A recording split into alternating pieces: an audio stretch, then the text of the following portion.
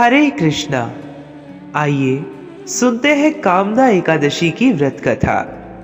महाराज युधिष्ठिर भगवान श्री कृष्ण से कहते हैं, हे भगवान, मैं आपको कोटि कोटि नमन करता हूँ।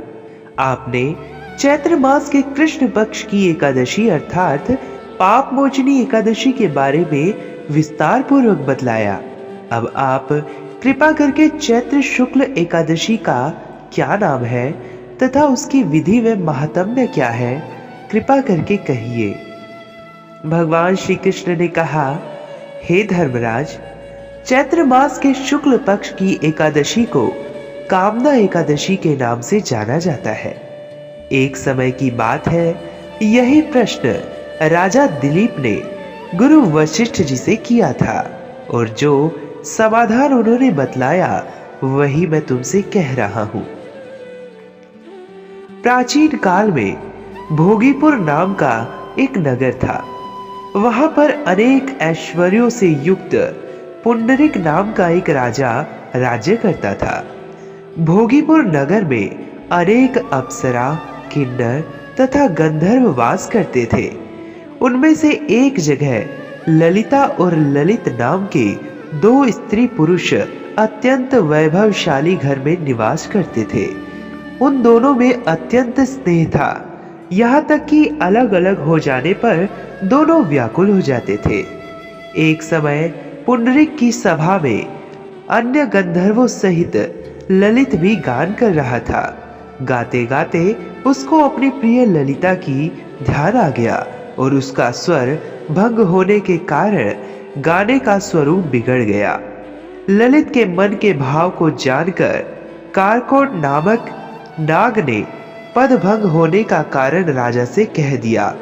तब पुंडरीक ने क्रोध पूर्वक कहा कि तू मेरे सामने गाता हुआ अपनी स्त्री का स्मरण कर रहा है, अतः तू नरभक्षी दैत्य बनकर अपने कर्म का फल भोग।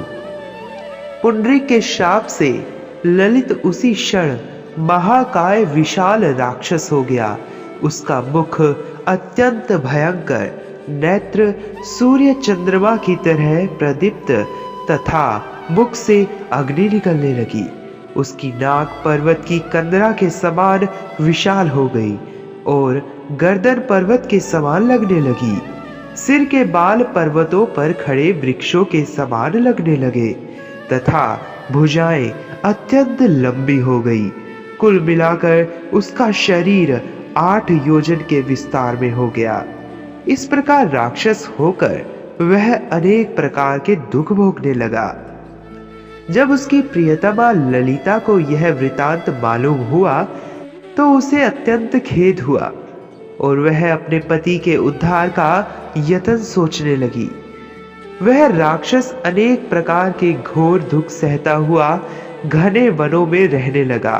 उसकी स्त्री उसके पीछे पीछे जाती और विलाप करती रहती। एक बार ललिता अपने पति के पीछे घूमती घूमती विंध्याचल पर्वत पर पहुंच गई, जहां पर श्रृंगी ऋषि का आश्रम था। ललिता शीघ्र ही श्रृंगी ऋषि के आश्रम में गई और वहां जाकर विनीत भाव से प्रार्थना करने लगी।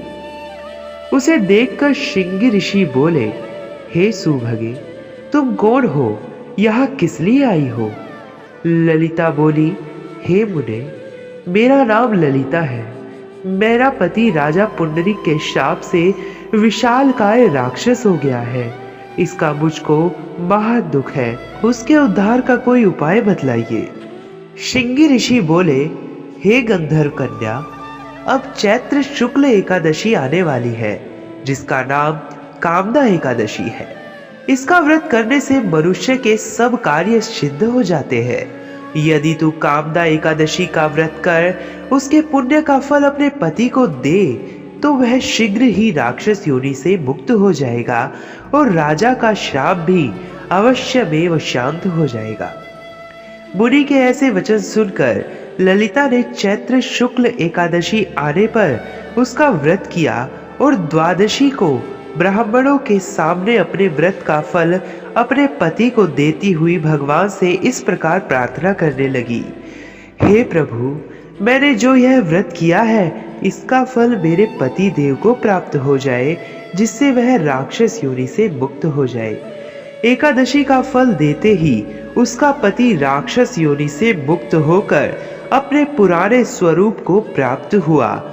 फिर अनेक वस्त्राभूषणों से युक्त होकर ललिता के साथ विहार करने लगा। उसके पश्चात वे दोनों विमान में बैठकर स्वर्गलोक चले गए। वशिष्ठ मुनि कहने लगे, हे राजन, इस व्रत को विधि पूर्वक करने से समस्त पाप नष्ट हो जाते हैं तथा राक्षस आदि की योनि भी छूट जाती है। संसार में इसके बराबर कोई और दूसरा व्रत नहीं है। इसकी कथा पढ़ने या सुनने से वाजपेयी यज्ञ का फल प्राप्त होता है। तो ये थी कामना एकादशी की व्रत कथा। हरे कृष्णा।